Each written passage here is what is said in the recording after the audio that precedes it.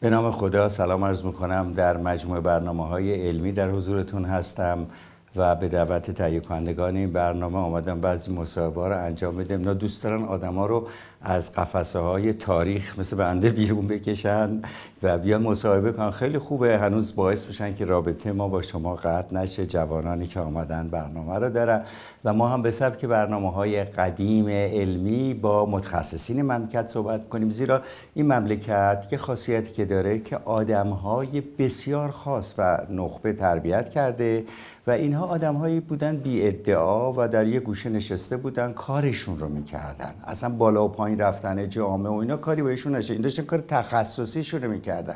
یکی از این اشخاص دکتر هرمز شمس و من نمیدونستم واقعا که من توی این مجموعه برنامه با دکتر شمس به حال گروه انتخاب کرده بود دکتر رو. واقعا به شما عرض میکنم و اینقدر خوشحال شدم که در خدمت شما هستم. ولی من قایم نکنم، من سالهای سال از قدیم پدر من، فامیل من، ما مریض دکتر شمس بودیم. ما مریضتونیم. خب خیلی خوش آمدید دکتر شمس. منم خیلی خوشحالم که با شما مراتب مریض و دوست دوست شدیم. بله. خیلی خوشحالم از این دوستی و ما خیلی افتخار میکنیم از وجود شما توی رادیو تلویزیون. بالاخره برنامه رو زنده میکنین. بالاخره خیلی ممنون. ضمن من با پدرتونم که میدونیم مصاحبه کردم. دیگه کار ما به نسل‌ها رسیده. پدرشون هم که پروفسور شمس بودن، حالا یه نامه تشکرم برای من نوشتن، تو جیبم یه موقع نشونتون میدم. ولی واقعا این مسئله چشم پزشکی مثل که اصلا ارثیه تو خانواده شما. از کجا شروع شد؟ از پدر بزرگم شروع شده بوده. در هر صورت دیگه ایشون دارالفنون رو تمام کردن، بعد رفتن فرانسه، در پاریس تحصیلاتشون رو ادامه دادن و نهایتاً در زمان ناصرالدین شاه بود دوره برگشتن به ایران و در زمان مظفرالدین شاه بود برگشتن به ایران و اونجا در دارالفنون تدریس میکردن، استاد دانشگاه بودن. بعد همیشه ادامه داشت بالاخره دیگه. رئیس بخش چشم پزشکی بودن توی یعنی پدر بزرگم در بیمارستان سینا و در هر صورت فعالیت‌های سینا بوده زمان قاجار به نام بیمارستان دولتی بودش، اما سینا بوده، سینا قدیمیه خیلی. بعد یعنی زمان کدوم زمان بیمارستان سینا در همزمان با دارالفنون بوده اون زمان. یعنی قسمت عملی و بیمارستانی پزشکی میرفته تو این بیمارستان بعد اونجا جراحی ها رو میکردن، همه رو میکردن اینا و خیلی از پزشکای خارجی اونجا بودن که خیلی مشهور بودن. بعضی از اتریش خیلی آمده بودن، از فرانسه. و پدر بزرگ من هم جز کسانی بود که اینجا شروع کرد به چشم پزشکی رو خوندن. اولین دوره‌ای بود که چشم پزشکی رو استادای فرانسوی اینجا تدریس میکردن، آموخت و بعد رفتش فرانسه که ادامه داد و بعد اومد ایران شد. خب این آقای لسان همین پدر بزرگ بودن؟ بله، چون خیلی مرد خیلی خیری بودن، خیلی مردم رو دوست داشتن، مردم کمک میکردن. من خوندم تو تاریخچه شما که خیلی وقتا پولم نمیگرفت. پول میداد که مردم برگردن دهاتشون و اینا که برگردن. و همین صفت واقعا میگم بدون شایبه در شما هم خود ارثیه دیگه. تو فامیل ما همشون همین شکل هستن تقریبا. یعنی در حقیقت معلومات و دانش و عمل و اینا روی اون حالت دوستی با مریض و اینا اثر نذاشته که شما بگید من میدونم تو نمیدونی. بالاخره دوستی مهمترین چیزی از روانی برای یه بیمار. وقتی میاد یه بیمار پیش شما اون آرامش رو میخواد یه آرامشی به دست بیاره. مثلا من 2 هفته میخوام از تهران برم بیرون، مریضا میگن ما ناراحتیم، اگه یه اتفاقی چیکار کنیم؟ خب برای یه آرامشی شما بهشون میدید، حتی حرفم بزنی باهاشون میگن ما شما تهرانی ما آرامش داریم. یه اخلاق فامیلی یه مقداری درصد یه کاراکتر فامیلیه در توی بعضی افراد هستش که فامیلی بودن همشون که نه به پول اهمیت میدادن هیچ کاری میشون مدل میشه دیگه. یادم با پدرتون که صحبت میکردم گفتم خب شما بعد از این همه کار در فرانسه و حتما به اصطلاح مستر بودید، رئیس بیمارستان سکشن اینا بودید، استاد دانشگاه بودید، بله، پاترون بودین.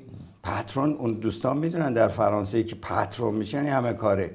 بعد چرا اومدین ایران؟ یه جواب دادن پروفسور، گفتن کجا میرفتم تراخوم انقدر زیاد بود. اومده بودن جنوب دیدن همه تراخومی ان، گفتم خب بابا اینجا کشور منه. این خیلی جالبه. اومده بودن که برگردن، اون موقع اومده بودن برگردن. اینقدر تحت تاثیر قرار گرفت اوضاع ایران که بالاخره قبول کردن که بالاخره بمونن. بیمارستان فارابی رو قول بهشون دادن، یعنی پدرتون فارابی رو درست کرد. بله دیگه، ایشون در زمان ایشون شد دیگه. هم ارتشی هم بودن، بیمارستان ارتش چشم‌پزشکی ارتش خیابان حافظ بود. چی شد که رفتین تو چشم‌پزشکی؟ باز پدرتون مداخله نکرد؟ نه اصلا پدرم هیچ مداخله نمی‌کرد، هیچ به کارهای خودش هم اصلا هیچ دخالتی نمی‌کرد. من تنها چیزی که اتفاق افتاد این بودش که من رفتم اونجا پزشکی، رفتم علوم پایه می‌خواستم بخونم، بیولوژی و پاتولوژی می‌خواستم برم. اون موقع دانشگاهی که بودم پروفسور هیانوف بودش که هیانوف یک پاتولوژیست خیلی خیلی مشهوری بودش، هنوزم خیلی مشهوره که مرده البته. من اصلا می‌خواستم پاتولوژی بخونم، منتها دانشگاه پزشکی بودم یک کار من و تمام دوستای من داشتن پزشکی می‌خوندن و علاوه من با یه عده دانشجو پزشکی بودم که فقط من تو دانشگاه پزشکی چیز دیگه داشتم، البته چند نفر دیگه هم بودن. بعد یه احساس کردم یه مرتبه که کمبود تماس با مردم دارم. تو آزمایشگاه بودیم، همش تو آزمایشگاه بودیم، کارهای آزمایشگاهی. من کمبود که احساس کردم که باید یه تماس بیشتری با مردم داشته باشم تو کار زندگی. به مناسبت می‌خواستم هم یه خورده سفر کنم، می‌خواستم جام عوض کنم، یه خورده تصمیم گرفتم برم پاریس. بنابراین رفتم پاریس. این تصمیم خودتون بود؟ اصلا خودم بود. داشت پدرم هم یه خورده مخالفت کرد. میگی مردم، ببین الان مثلا خیلی از جاها میره، خب نسل عوض شده و اینا، اونا نمیدونن که شما پروفسور یا دکتر شمسی، حالا من میگم دکتر شمسی ولی واقعا پروفسور یعنی معلم و اینا بس پدرت.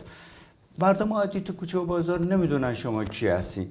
این برخوردی که نمیدونن شما دکتر شمسی، مثلا تو ترافیک میگه برو آقا، چه حالی میشی؟ هیچ حال نمیشه. من دیگه عادت کردم بالا دیگه اینجا مسئله ای ندارم که بریم. منم میرم صف نونوایی با میسم میرم. آره دیدم تو خوشیم همینه اینجا هستم. یه دفعه برای مردم دوستان عزیزم بگم، یه دفعه داشتم رد میشدم دم اداره گذرنامه، دیدم دکتر شمس لب جوب نشسته. فکر کنم اشتباه میکنم، منتظر پاسپورت. گفتم این آدم هم نشسته لب جوب. ببین من میخوام اینو خدمتتون عرض کنم. ببین بسیاری از آدمایی که دور و بر ما میبینن، حتی باشون ما خشنیم، اینا بابا آدمایی که دارن روز و شب خدمت کنن، ولی خب دیگه مجبورن عادت کنن. ولی تو رو خدا اگه صدای منو میشنوی، تصویر میبینی، یه کمی با هم با ملاحظه رو به، شاید این پس فردا باید برین زیر عمل جراحی این دکتر، بهش نگیم برو بابا. نه مسئله نیست که بالاخره ما خوشم اگه آدم همچی کار میکنه خوشش میاد که مثلا بره تو صف واسه با دو نفر صحبت کنم کی هست آدم این شکلی آدم میشناسه مردمو. شما میشناسید، خب اونوریه ممکنه جوونه نشناسه. من که لازم ندارم منو بشناسه که من برای خاطر این نمیخوام برم که میخوام من بشناسم اون نشناسه برای من بهتره. خب بالاخره میبینی که بعضی آدم ها، حالا بعد نگیم دیگه ایام خوبی، مثلا بعضی تازه به درون رسیدگان اول میخوان تحویلشون بگیرن بعد بیان وارد عملیات بشن. ولی شما ببین بالاخره وقتی یه نفر یه چیزی داره احتیاج به این چیزا نداره، یعنی یه مثلا شخصیتی داره. حالا پروفسور می‌خواستم اینو بپرسم از شما که الان با ابزارهایی که در ایران دارین، اون کارهایی که ما رو می‌فرستین خارج برای حفظ رتنا، یعنی شبکیه، یعنی مهمترین جای چشم، الان تو ایران انجام میشه؟ حالا همه چی تو ایران انجام میشه، هم تکنولوژی، هم الان جراحی خیلی خیلی پیشرفت داریم، هم همه وسایلی که الان همه جای دنیا هستش تو ایران هستش. حتی در دورانی که خیلی اوضاع خراب بود و هیچی وارد نمیشد، وسایل پزشکی و داروهای پزشکی همه چی وارد میشد در ایران. به این مناسبت ما هیچ نوع کمبودی از لحاظ شبکیه و هر جای دیگه هر چی نداریم در ایران و خیلی خیلی وضعمون خوبه نسبت چشم پزشکی. یعنی اصلا در موارد زیادی شما توصیه برای خارج نه اصلا خیلی هم از خارج میان اینجا عمل میکنن. من خیلی هم میگم مثلا بیان سوال میکنن، بیان اینجا امکاناتش بیشتره، بچه‌ها تجربهشون بیشتره تو جراحی. خیلی هم میان از ممالک خارج اینجا عمل میکنن، جراحی میکنن، برمیگردن. هم ارزون‌تر تمام میشه براشون، هم راحت‌تر. تخصص. خب شما چقدر شاگرد تربیت شده برای رشته شما که الان شدن خودشون دکترای عالی مقام؟ خیلی الان مثلا نزدیک 2000 تا متخصص داریم. بله. در سراسر ایران. بله. و اینا یعنی جراح هم هستن دیگه. همه ایران جراحی و پزشکی با هم قاطیه دیگه، همه هر دو حرفه رو دارن. این ببین مثلا آقای دکتر من اینو تعجب کنم، ببین شما وقتی میرید اتاق عمل الان خب دیگه کمتر میرین نیست یا میرین اتاق عمل؟ نمیدونم. محدودیت سنی داره عمل؟ خودت میتونی محدودیت تو خارج که داره، اما تو ایران محدودیت نداره. البته تو دانشگاه داره، خب تو دانشگاه شما بازنشسته میشین دیگه میرین، اما تو ایران محدودیت در 90 سالگی هم شما اجازه مثلا ببینید خلبانی فرض کن تا 65 سالگی و ایناست، برای اینکه خب میگن آقا این استاده بره معلم شه. تو پزشکی و جراحی هم همینه دیگه، یعنی ولی میرین سر اتاق عمل. نه تو ایران محدودیت نداره در هر سال بیرون از دانشگاه. یعنی الان عملا میکنی شما؟ من نمیکنم، من خودمو محدود شاگرداتون دارن اما میکنن. خب عمل میکنم، من خودم دیگه جراحی نمیکنم. خب حالا اینو میخواستم، شما خب یه عمری عمل کردین، جراحی کردین، اون لحظه ای که به بینایی یه نفر دست شما هول نیستین که چی بشه، چه جوری شده که این روتین شده براتون، عادی شده؟ ببین وقتی جوان‌تر هستی روتین میشه برات، یعنی نهایت سعیتو میکنم اما روتین میشه واقعا. خب یعنی مثل مثلا چی بگم، یه جواهرساز مثلا، یه مجسمه، یعنی کار هنری داری اونجا در واقع میکنی. خب یه روتینی هم میشه و لذت هم میبری و با خوشی. البته عوارض ممکنه پیش بیاد اما نهایتاً روتین میشه، نهایتاً یه زندگی روتین میشه، دائم در وحشت و ترس و اینا نیست که چی میشه. اگر چنین باشه بهتره دیگه نکنی، برای که خیلی خطرناکه. یه مقدار زیادی روتین میشه. من فکر میکنم شخصا خودم که بالاخره بعد از یه سنی دیگه رفلکس های آدم همون نیستش، دیگه دست آدم همون نیستش. من خیلی یاد میدم مثلا جراحی میگن دستشون همچین میلرزه، خب این درست نیستش برای من. و من فکر کنم آدم حتی اگر که دولت هم آدمو محدود نکنن برای جراحی در یک سنی که الان اروپا و امریکا کردن، خود انسان باید اینقدر انسان باشه که خودش بفهمه که دیگه اون رفلکسی که در این موقع یک چیزی پیش میاد میتونه جلوشو بگیره و دیگه اون قدرت رو دیگه نداره، دیگه اون کار رو نمیتونه، اون جوانی رو دیگه نداره. آقای دکتر میدونید چرا؟ برای که بعضیا مثل خود بنده و شما و اینا تومون بچه مونده، جوان مونده، اما این فیزیکه این دست میلرزه، چیکارش کنیم؟ خب باید دیگه بسازیم دیگه. صبح همسر من میگفت تو مگه پارکینسون گرفتی؟ گفتم نه خب میلرزه چیکارش کنم، ولی میتونم هم نگهش دارم. اما مثلا حتی در رانندگی بگم من مثلا اون صبر و شکیبایی و اون حالت رو ندارم. بالاخره سن رو باید هم قبول کنه. آدم وقتی سنش بالا میره دیگه جوان نیستش و بدترین چیز هم پیریه. ولی تومون آخه جوان مونده. نه شما، من اصلا این احساس رو نمی کنم. من اصلا این احساس نمی کنم. من احساس میکنم که سنم رفته بالا، یعنی دیگه اون جوون 20 ساله اینو احساس میکنم. و بدترین چیز هم به نظر من پیریه، نه مرض به نظر من. آقا من تو اینترنت میخونم، ببخشینا، یکی از رؤسای رسانه دیروز خوندم، حالا زمانش شده، یکی از رؤسای رسانه که اصلا تمام رسانه‌های دنیا مال اونه، حالا اسم خارجی روپورت مرداک. این در سن 84 سالگی رفته یه خانم 60 ساله گرفته. خب حالا میخوای من 70 ساله احساس پیری کنم؟ نه خب اون احساس جوونی نمیکنه که رفته این کارو کرده. اون احساس میکنه که اولا اون خانم هم یه خانم متشخصی آرتیست بوده و اینا. آره میدونی بس شما و در ضمن احساس مثلا بالاخره آدم احساس میکنه میخواد با یه نفر زندگی کنه. خب میخواد یه نفر باهاش باشه، یه همدم داشته باشه. بالاخره اینا چیزایی که مهمه تو زندگی، اما جوونت نمیکنه، 20 سالت نمیکنه. اون آقای 84 ساله، اون آقای 84 20 ساله نشد، اما همون مرد پیری هستش اون داشت یه همدم. پس آدم در هر سنی باید قبول کنه که اون سنشه دیگه بالاخره نهایتا. ولی این برادران سفاریان قبول نمیکنن که من برای مصاحبه پیر شدم. میگن آقا پیرا بهتره. مصاحبه سن نمیخواد دیگه، مصاحبه این از اون شغلاییه که آخه ما یه چندین و چند سال الان مسائل این کار نکردیم، رفتیم درس دادیم، حالا دوباره ما رو آوردن اینجا. ولی خب به هر حال من لذت میبرم. من که میدونیم مسئله دوربین و اینا به نظر من اینا بهانه است که معلمی مثل شما بیاد بشینه حرفاشو بزنه. بله. و شما بیشتر خودتون معلم حس کردین یا دکتر متخصص؟ ببین من دانشگاهی هم در هر صورت. تو دانشگاه شما معلمین در هر صورت. شما همش شاگرد داریم، یا رزیدنت داریم، فلو داریم، یا اینترن داریم، دانشجوهای پزشکی رو داریم، همه اینا رو داریم که باید آموزش بهشون بدیم، باید سخنرانی کنیم، باید آموزش بدین، باید راجع به جراحی صحبت کنیم. اما در ضمن خب چون جراحیم در ضمن جراحی میکنیم، جراحیمون هم باز آموزش، شاگرده میاد تماشا میکنه اونم باز یاد میگیره. در هر صورت جفتش برای یه نفر که دانشگاهیه جفتش با همین در هر صورت. چون همیشه دانشگاهی فقط بودم، من هیچ وقت بیرون کار نکردم، همیشه دانشگاه بودم همیشه. و خب یه مطب هم داشتین خب که یه مطب مختصر و مفید فقط این هفته چند ساعت مثلا. حالا دوست شمس، من یه جایی درباره شما میخوندم گفتین که من یه ماشین دارم، حالا ماشینتون هم مثل خیلی مدل بالا نیست. نه خیلی پایینه. ولی رامی یه دونه آپارتمان دارم و چه یه مطب همین. خب چرا بعضی دکترها اینقدر پول دارن؟ خب دلشون میخواد پولدار باشن. دوستون من برای زندگی ساده رو بیشتر دوست دارم.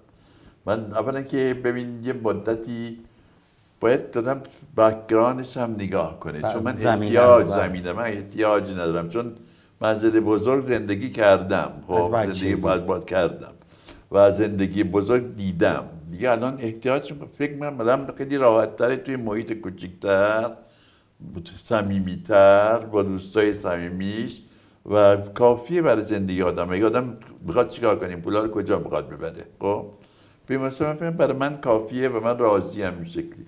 به مثلا الان ممکنه مثلا از یه مریضی هیچ حق ویزیت نگیرین مثلا؟ هر کی بخواد نده نمیده، خیلی مریضا نمیدن، مثلا نیستش، مثلا اجباری نیستش، هر خیلی هم میان نمیدن، میگن نداریم از شهرهای دور از همه از هر جا بیان.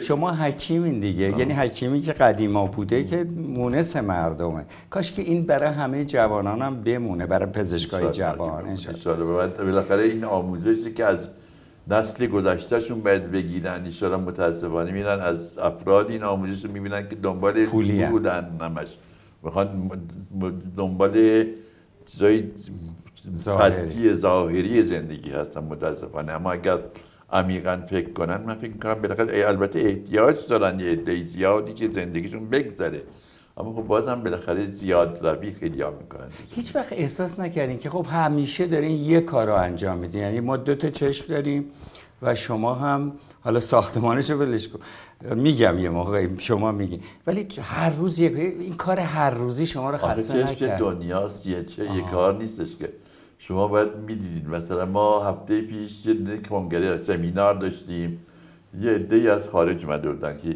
بیشترشون ایرانی بودن. حالا ببینید چه تکنولوژی پیش اومده که ما از طریق عروق چشم میتونیم یه دونه سلول ببینیم که داره حرکت میکنه. از طریق این حرکت سلولایی که درست کردیم دارن میان تو چشم میگذرن، میتونیم بیماری ها رو تشخیص بدیم، میتونیم در جوابی که درمانمون داره میده ببینیم از تو این عروقی که دارن میگذرن. یعنی این فراسوی از اونی که شما منو مریض رو میشونین و توی چشمام نگاه میکنین به اسکنینگ و این چیزای جلوتری رفته، بیشتر از اونی که خودتون اصلا دنیای نانو شده دیگه الان. شما دیگه یعنی ریزتر از میکرون شده دنیای ما و شما اینقدر تکنولوژی پیشرفت کرده که ما میگین 2 تا چشم میزه 2 تا دنیاست دارم من میبینم اون تو.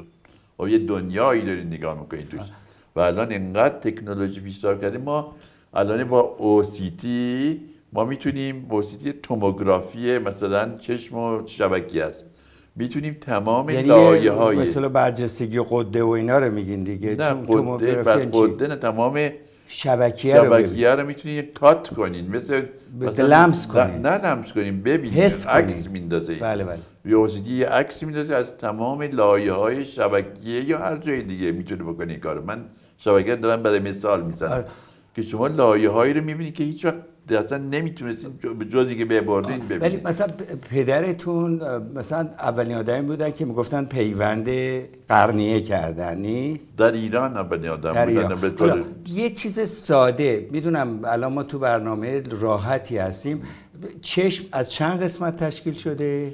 ببینید چه سادگی مثلا از قسمت شفاف جلوش که قرنیه است، همین که روه که شفافه. از جلو به عقب بریم اون سفیدی هم که میبینین دورش اسکلرا بهش میگیم، خب صلبیه. بعد میرین داخلش میشین، یه اتاق قدامی ما داریم، بعد و ایریس و عنبیه رو داریم که می‌بینید اون دایره‌ای که شما می‌بینید که رنگیه، رنگ اون عنبیه است، اون وسطش که شفافه مردمک شماست، پشت اون عدسی قرار گرفته و پشت اون ویتره قرار گرفته. ویتره هم بازی مایه که اونه که فشار چشم باش اندازه میگیری. نه یه مایه مثل ژل توریه که اون پشت تمام کره چشم رو پوشونده که مثلا یه محافظته و در اصل خیلی فانکشنایی داره که داره فانکشنایی. بعد پشت اون دیگه میرسیم به شبکیه رتی. فشاره چیه؟ مال اون اتاقه که فشار تمام اینا مثل توپه، شما بادش کن که فشار کم شه. یه توپه که توپ اگر توش مایع زیاد جمع بشه فشار میره بالا. پس رسیدیم به شبکیه که اتاق حساس فیلم برداریه. مثلا اگه بگیم اتاق منعکس کننده که این اعصابی داره که این مستقیم به عصب مستقیم به عصب باصره وصله، عصب به قسمت‌های مختلف مغز وصل میشه. خب حالا اونجا تجزیه تحلیل میکنن، اونجا دیگه اتاق چیزه دیگه اتاق. حالا دکتر ممکنه علم به یه جایی برسه که وقتی این عمل فیزیکی دیدن یعنی نور اینا نتونه انجام شه، یک سیستم مثل دوربین بذارن و به مغز اون اطلاعی تصویری بده، یعنی آدم نابینای کامل بتونه بینا بشه. دادن شده این اتفاق شده. منتها هنوز تکنولوژیش خیلی خیلی پیشرفته نیست. شما با چیپس هایی هستش که میذارن روی شبکیه که شما منعکس میشه، اشعاعات به اون منعکس میشه که به مغز وصل میشه. اون منتها هنوز تکنولوژیش خیلی دارن خیلی کار میکردن. دکتر پیمان که ایرانی هستن، امریکان، خیلی روش کار کرده و دارن میکنن این کار. اما هدف اینه که اون انقدر تکنولوژیش پیشرفت بکنه که اون ایمیجی که شما میگیرین عیناً چشم خودتون باشه. هنوز به اونجا نرسیدن. سایه و روشن و یه متر رو ببینین این شکلی شده تا به اینجا رسیدیم.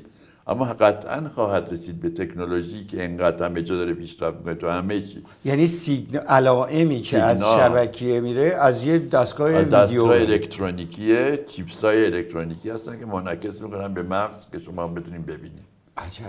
یعنی اون وقت این بینایی در کجای مغز اتفاق اون حس بینایی مختلف مغز به جاهای پشت مغز که مخصوص چشمه، لوب اکسیپیتال مغز، یعنی لوب قسمتی که پشت سر ما قرار گرفته. منتهاش تجزیه و تحلیلش تو جاهای مختلف میشه که رنگو ببینید و هم دیگه یه ایمیجی بسازین که به اونجا برسه.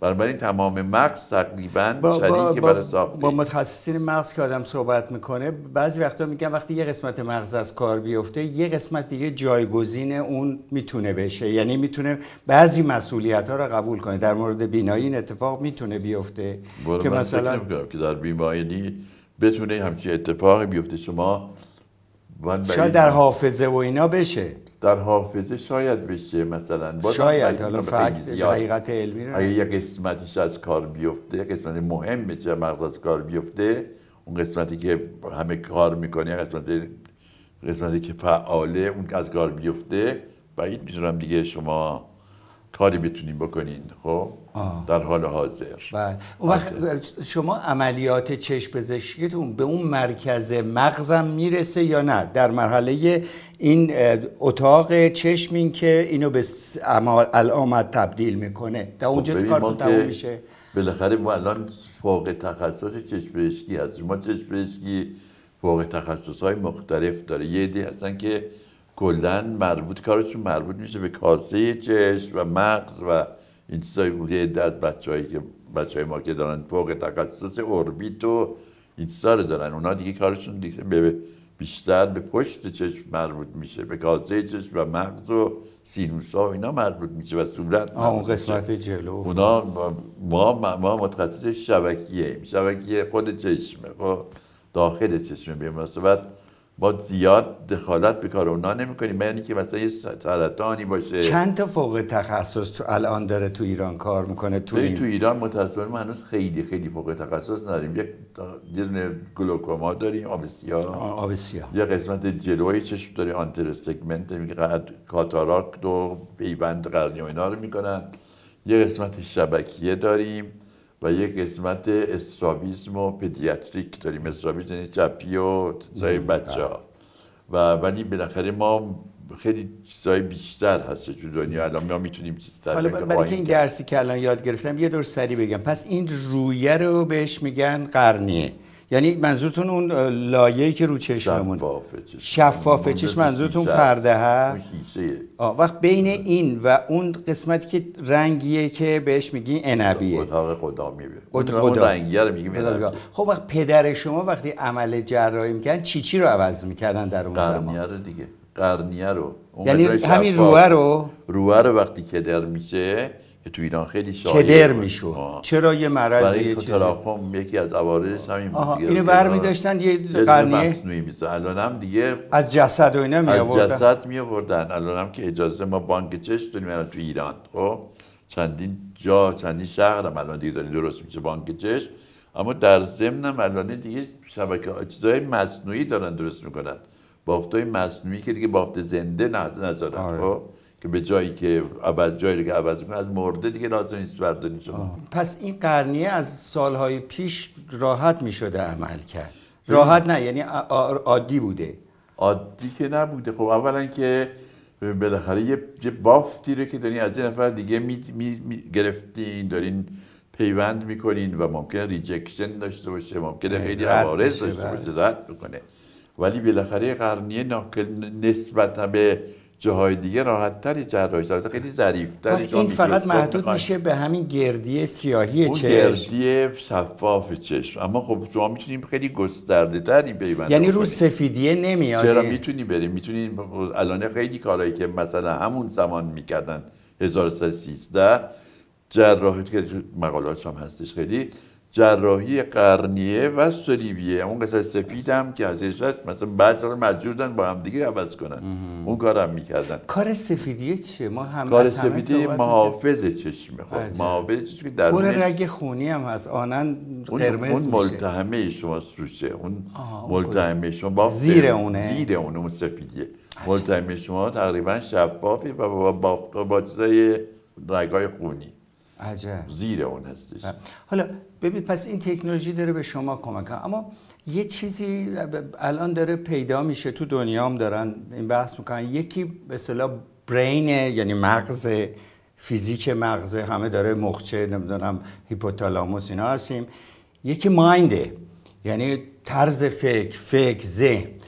ما همه در حقیقت ممکنه مثلا به یه چیز قرمز نگاه کنیم، ممکنه که مریضایی داشته باشین که به قرمز نگاه میکنه یه چیز دیگه دیده باشه، یا آدما اون تو مغزشون پروسسینگشون به قول چیز یا توسعه دادن و دیکود کردن و منظور تفسیرشون از یه چیز متفاوت باشه. ببین تصویرت که مطلقاً متفاوته. برای دو تا نقشه رو بذارن جلو، دو نفر دو تا چیز مختلف میتونن بگن. یکی میتونه بگه این یه آدمه، یکی میگه این مثلا یه درخت، این ذهنشه، اون که هیچ ذهنشه. اما بالاخره ما سلولای شبکه ما که بهش میگیم سلول کون، سلول حساسی چشم، هر کدوم برای دریافت یه رنگی درست شدن. خب یعنی مثل تلویزیون که آبی مثلا زرد داره، اینا درستن و اینا مخلوط میکنن که رنگ‌های مختلف با هم بسازن تو مغز. خب ترکیبشون بعضی بیماری ها هستش که این سلولا، بعضی از این سلولا فانکشن ندارن، بعضیش نوری داریم، یعنی درک نور درست، درک رنگ درست ندارن بعضیا.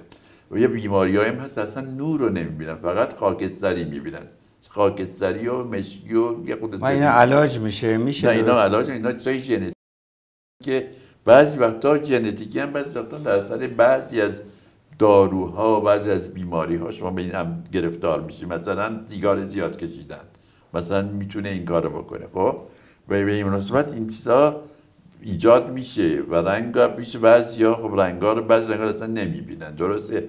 اما بازم تفکر ما از اطرافمون هممون یه چیز نمیبینیم. در صورت این مغز ماست که این شکلی تجزیه و تحلیل میکنه. یه مجله علمی میخوندم همین اخیراً، میگفت خیلی جالبه، میگفتش که این مغز ساختمانش خوب در خیلی ها مشابه، اما برداشت ها انقدر متفاوته که شخصیه. یعنی برداشت شخصی بنده با شما تو خیلی از مسائل ممکنه فرق کنه. و اینجا اون علم ارتباط میاد که ما چجوری این دورها رو با هم نزدیک بکنیم، که من و شما سالهاست نزدیک شدیم. آره اما شما دیگه درصد اون دیگه یک داستان روانیه و داستان چیزی، داستان داستان فقط دیدن نیستش دیگه، اون تفکر انسان هاست، روان انسان هاست. آقای دکتر، تا اونجایی که من میدونم این است که شما کمک میکنین که یک انسان درست ببینه. درست یعنی اون چیزایی که فیزیولوژیش تعریف میکنه، رنگ فلان این حرفا. ولی غیر از این مسئله، ما خود شما هم همینطور بیمارایی دارین که مختلفن، نگاه ها مختلفه. اصلا یه آدمی میاد پیش شما که اصلا علوم پزشکی و چشم اصلا نمیدونه چیه، فلسفه خونده یا همچین. شما به عنوان یک انسانی که کمک میکنید یا حالا به هر حال متخصصی که کمک کنه بینش درست داشته باشه، کمکی هم میشه این که بره مثلا زیبایی رو ببینه، درخت رو ببینه، گنجشک رو ببینه. یعنی میگم این در این حدم چیز دارین باهاشون. بالاخره شما باید روانشناس پیدا کنید این کارا رو بکنید، نه چشم پزشک. اما روان پزشک بیشتر اون روانشناسه. اما بالاخره دیدن یک چیز درونی انسانه واقعا. دو نفر میتونن برن یه منظره رو ببینن، یه نفر اصلا ممکن نگاه نکنه زیباترین منظره رو. و خیلی ها رو میشناسم از زیباترین منظره، قشنگترین گل جلوشون اصلا نگاه نمیکنن، ردشن، متوجه نمیشن. بعضیا زیبایی رو میبینن، احساس میکنن، درک میکنن، در جستجوی چیزای زیبا هستن که ببینن در حسن. این کاراکتر افراد اینا یه چشم‌پزشک نمیتونه اونو واقعا یاد بده. یه چشم‌پزشک فقط میتونه دید و پس بده، اما مغز رو نمیتونه درست کنه، مغز دیدن رو نمیتونه درست کنه، اما میتونه دیدشو بده که بده که مثلا فهم درستشو اون خودش. ولی یه چه به قول مولانا نه، یکی از دوستای ما دکتر محسنی اتفاقا تو برنامه این برادران سفاریان یا سیاوش گفتش که به جایی که مردم اندر حضرت فهم درست رو گفت مردم اندر حضرت. آخه میدونیم به قول رسانه‌ای‌ها الان انقدر اطلاعات زیاد شده که تو حسرت میخوری که بالاخره کدوم اطلاع درسته درونه. ولی به هر حال یه جایی بالاخره این بینش منظورم دید انسانه، با درک مغزی بالاخره یه جوری چیز میکنه دیگه، با هم باید بخونه. شما راجع به علومه که راجع به فلسفه و منطق و اینا هست، ولی به اون ابزار کار نداره، هیچ وقت احساس به اصطلاح نزدیکی به اون نوع علوم کردین یا فقط عمل کردین؟ منظورم عینیت رو دیدین. ببین، برای مغز که آدم ببینه که درک کنه اصلا دید لازم نداره، یه احساس اون بالاخره. شما ممکن اصلا کور باشی و یه همچه احساس درست داشته باشی، این فرق میکنه با دیدن ما. به مناسبت بالاخره من خودم شخصا فردی هستم که خیلی چیزا رو میبینم. خب خیلی دوست دارم چیزای زیبا رو ببینم، دوست دارم چیزای زشت رو ببینم، چیزای زشت رو حذف میکنم و دوست دارم که ببینم چیزای قشنگ زندگی رو. خیلی خوشم میاد از این زندگی.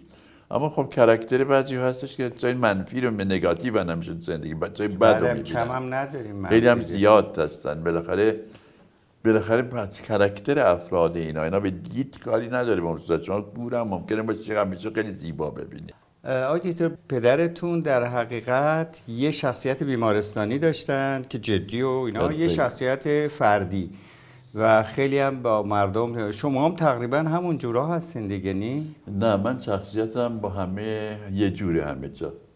یعنی من اون اتوریتی ندارم که پدرم داشتن، یعنی مدیریت داشته باشم، این شکلی نیستم اصلا. من با تو بیمارستانم با همه کارگرا و همه دوستی همیشه بیشتر. و خیلی خوب، اینم یه نوع اتوریتی. خب من مدیر نمیتونستم باشم، ایشون مدیر بودن در زمانی که چند سال پیش، 80 سال پیش، در 80 سال پیش یه مدیری نمیتونست به رفیق باشه با کارگر. اصلا نامیرم که به من نشون دادن اون موقع مقامات برش نوشتن سلطان.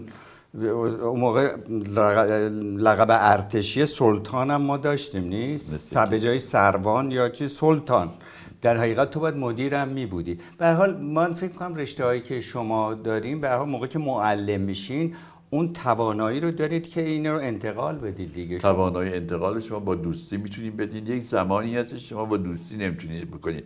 و تو امریکا بخوایم بگین اون رابطه دوستیه. خب بله. با استادتون شما دوستین و سوء استفاده هم نمی‌کنین ازش. اما تو ایران در 80 سال پیش مجبور بودن که این شکلی باشن، هم کارگرای مریض کنه، هم پرستارای مریض کنه، هم شاگردا مجبور بودن یه مقدار ازشون بترسن، حساب ببرن که سر موقع سر کارشون بیان، سر موقع کارشون دکتر خوب ببینن مریضاشون رو.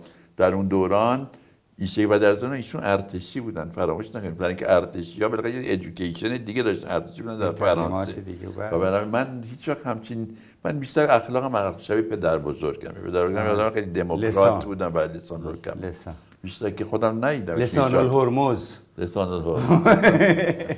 خیلی ممنونم. نقش پژوهشیشون که بچه‌ها دوست داشتن خیلی بگیم، انشالله توی برنامه دیگه، چون شما عمر زیادی رو هم در مسیر پژوهش گذاشتین دیگه، حالا درباره پژوهش ایام دیگری صحبت کنیم. خیلی ممنونم تشریف آوردید، انشالله که سال خوبی در پیش داشته باشید.